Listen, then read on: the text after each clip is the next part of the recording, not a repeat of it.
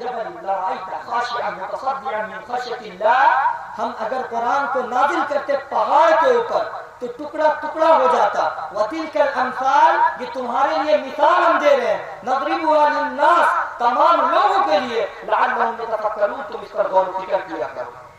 اب قرآن مجید اتنا بھاری، قرآن مجید اتنا جلال والا، قرآن کریم اتنی عظمت والا، اتنی شان والا، اتنی پاور والا ہمارے سینے میں، ہمارے بچوں کے سینے میں کیسے آ گیا؟ تو علماء فرماتے ہیں کہ حضور پاک صلی اللہ علیہ وسلم جلالی قرآن جملہ کو آپ مسٹیک اور اس کو گزاریں گے نہیں، سمجھیں گے. جلالی اللہ کی کتاب، جلالی قرآن جمالی سینے پہ آ گیا. جلالی قرآن جمالی سینے پہ آیا، اور جب حضور کے سینے مبارک سے گزرا تو اللہ تبارک و تعالی نے صلی اللہ علیہ وسلم کے شرح صدر کے بارے میں قرآن کہتا الم نشرح لک صدرک. حبیب آپ کے ہم نے سینے مبارک کا قسم کھایا قرآن میں، ہمیں آپ کے سینے مبارک، اس سینے سے جب قرآن گزرا تو جلالی قرآن جمالی بن گئے. پھر ہم لوگ بھی یاد کیے اور ہمارے بچے بھی یاد کر رہے ہیں.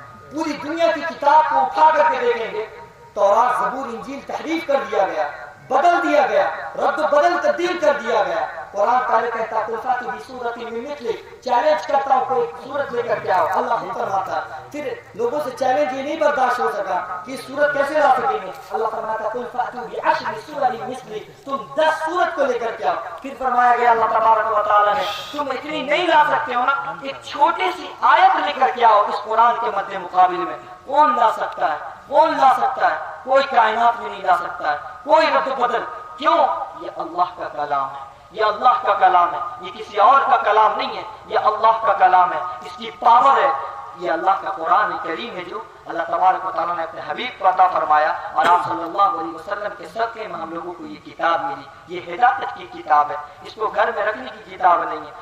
آپ صلی اللہ علیہ وسلم زمانے کی قسم، میں تفسیر پہ سیدھا آ جاؤں، ان الانسان لفی خسر، تمام انسان خسارے میں ہیں، تمام کی تمام. اللہ تبارک و تعالیٰ پہلے قسم کھا رہے ہیں والعصر، زمانے کی قسم. علماء فرماتے ہیں اس سے زمانہ سے 3 مراد ہے. پہلا زمانہ تو حضور کا زمانہ، دوسرا زمانہ صحابہ کا زمانہ لیا گیا، اور تیسرا زمانے سے مراد ہے آدم علیہ السلام سے لے کر کے آخری امت تک کے حضور کی امام مہدی تک کے. اس کی قسم کھائی جا رہی والعصر، زمانے کی قسم.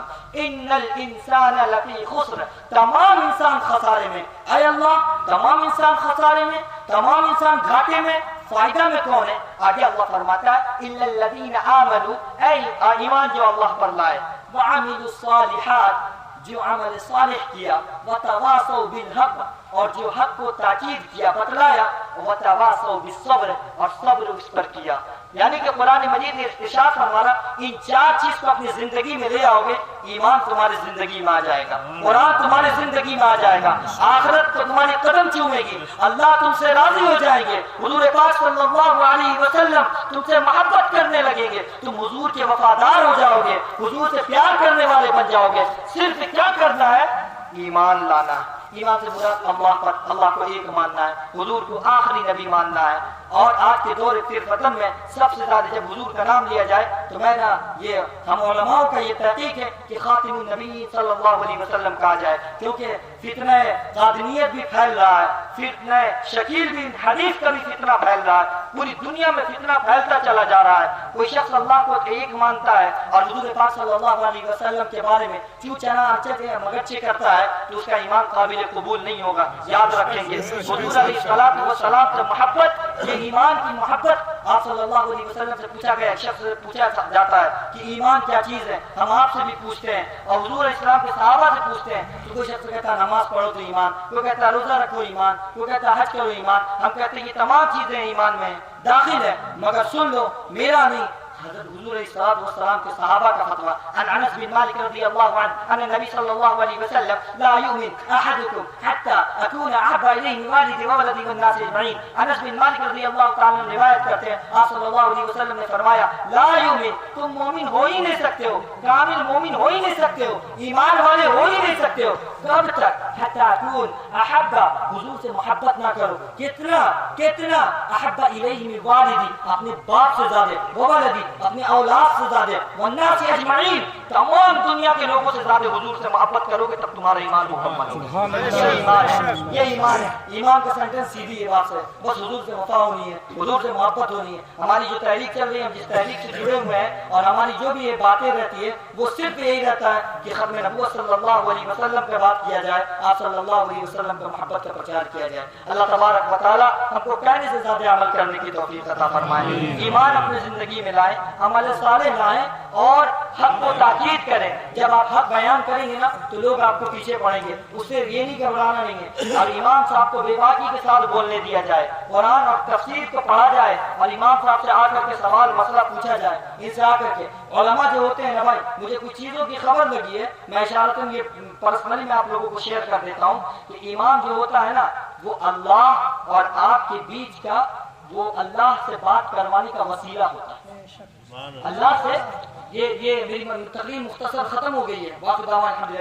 इमाम साहब के बारे में थोड़े, क्योंकि मैंने कई जगह पर 10-11 साल से मैं इमामत खुद कर रहा हूँ, कई जगहों पर मुझे फटाफट चेंज कर दिया जाता है। क्यों? हम कुरान पढ़ते हैं, जब कुरान पढ़ते हैं ना तो फिर हमारे ऊपर भी मसले आ जाती है। कुरान हमसे बात करता है, कुरान आपसे बात करता है। जब आप कुरान पढ़ेंगे ना तो फिर कुरान को समझने के लिए दिल में ईमान लाना पड़ेगा, और जब दिल में ईमान रहेगा ना तो फिर क्या कहना, फिर उस दिल में ईमान को उतारा जाएगा, कुरान को उतारा जाएगा। कुरान हमसे बात मुखातिब होता है, सीधा हमसे मुखातिब। मगर कुरान जब काफिर सुना करते थे ना, कहते थे ये भारी है, इसको ना पढ़ा जाए, इसको ना पढ़ा जाए। कुरान को पढ़ा जाए, कुरान को समझा जाए। हमारा ज्यादा मौजू यही रहता है कि कुरान को पढ़ा जाए और उलमा से मोहब्बत किया जाए। ये उलमा ही होते हैं जो चिराग जलाते हैं, 10-10 साल भूखे रह करके आपके बीच में आते हैं और अपने इल्म की रोशनी को शम्मा जलाते हैं, और आप उससे हिदायत का नूर पाते हैं। अगर उलमा ना रहेंगे ना तो क्या होगा, क्या होगा? नमाज जनाजा कौन पढ़ाएगा? बच्चे के कान में आजान कौन देगा? तकबीर कौन देगा? हर शख्स उठता है, और उठने के बाद ये फितने का दौर है। हुजूर फरमाए थे 1400 साल पहले, आप सल्लल्लाहु अलैहि वसल्लम, अभी पर्ची वाले बाबा उठे हुए हैं, फिर कौन बाबा उठे हुए हैं? हुजूर इन सबसे पहले हम लोगों को ताकीद कर दी है कि कुछ लोग ऐसे भी आने वाले हैं जो आसमान से बारिश भी बरसाएगा और जमीन से गल्ला भी उगाएगा, मगर हम उसकी ईमान नहीं लाना, हमें उसे नहीं मानना। हमें हुजूर इन चीजों को ताकीद कर दी है। हम हुजूर को ईमान लाए, हुजूर पर ईमान लाए और हुजूर से मोहब्बत करते हैं, और हम हुजूर के वफादार हैं। हम इन लोगों के चक्कर में नहीं पड़ने वाले हैं। और हम कौन बाबाओं के मानने वाले हैं? गौसे पाक के मानने वाले हैं, ख्वाजा गरीब नवाज के मानने वाले हैं, आला हज़रत के मानने वाले हैं, मुजाहिद मिल्लत के मानने वाले हैं। ये तमाम औलिया के नाम हमारे सरों के ताज हैं, इनके हम मानने वाले हैं। हमें दुनिया की जरूरत नहीं है, हमें कायनात की किसी चीज की जरूरत नहीं है, सिर्फ हमें हुजूर की जरूरत है, हुजूर अलैहिस्सलाम की मोहब्बत की जरूरत है। हमारे पास कोई चीज नहीं है, हमारे पास कोई चीज नहीं है, हमारे पास सिर्फ है एक चीज, तो अल्लाह के रसूल की मोहब्बत है। मोहब्बत रहेगा तभी तो अल्लाह इकबाल ने कहा था, दाढ़ी मुंडा होकर के कहा कि मोहम्मद से वफा तूने तो हम तेरे हैं, ये जहाँ चीज का लौह कलम तेरे हैं। मोहम्मद की मोहब्बत दीन हक की शर्त अव्वल है, हो इसी में खामी तो सब कुछ नामुकम्मल है। सिर्फ मुंह से नहीं करना है कि हम आशिक़ रसूल हैं, आशिक़ रसूल हैं। लोग तो कह देते हैं कि हम गुलाम ये रसूल में मौत भी कबूल है, मगर हुजूर के जैसा चेहरा नहीं सजा सकते हैं।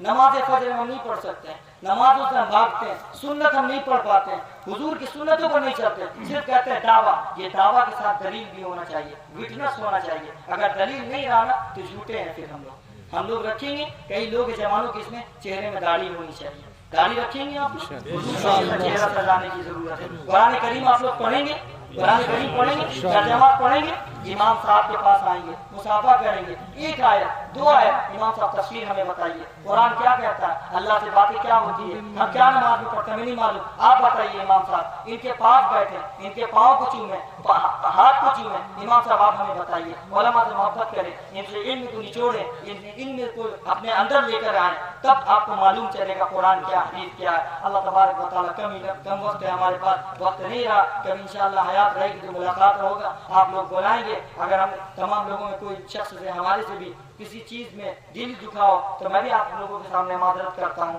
آپ بھی ہمیں معاف فرمائیں گے، ہم بھی آپ کو معاف، اللہ تبارک و تعالیٰ ہم سب کے گناہوں کو معاف فرمائے، اور جو بھی بات ہم نے کہی ہے سہون قصدن لغو، اور قرآن کریم ہم نے جو پڑھایا ہے ابھی امام صاحب بھی اس کو پوری طریقے سے مکمل کر کے دعائیں کریں گے ختم القرآن میں، اور جو بھی میں نے قرآن کریم پڑھی ہے تمام لوگوں کو رب کے بارگاہ میں رب کے بارگاہ میں تمام لوگوں کو گواہ بناتا ہوں، اللہ تبارک و تعالیٰ کے بارگاہ میں تمام لوگوں کو اور استغفار پڑھتا ہوں، آپ لوگ بھی زبر زیر پیش آیت کہیں چھوٹا بڑا ہو، کہیں کچھ چیز ہوا ہو، کمی بیشی ہوئی ہے، قرآن کریم ہے، یہ نہیں ہو سکتا کہ ہم نے صحیح پڑھا، یہ نہیں ہو سکتا، کوئی دعویٰ دلیل نہیں کر سکتا، قرآن صرف کوئی شخص پڑھ سکتا ہے پوری دنیا میں، کسی کو حق حاصل ہے تو وہ حضور پاک صلی اللہ علیہ وسلم کی شان ہے، سب سے قرآن میں غلطی ہوتا ہے، سب سے قرآن میں غلطی، قرآن کوئی نہیں کہہ سکتا کہ میں سب سے بہتر پڑھ لیتا ہوں، میرے علم کچھ نہیں ہے، ہم کوئی چیز نہیں ہے، ہم ایک ناپاک گون سے پیدا ہوئے ہیں، مٹی ہماری وجود ہے، مر جائیں گے، مٹ جائیں گے، گل جائیں گے، سڑ جائیں گے، ختم ہو جائیں گے، صرف نام کیا رہے گا؟ نام یہی رہے گا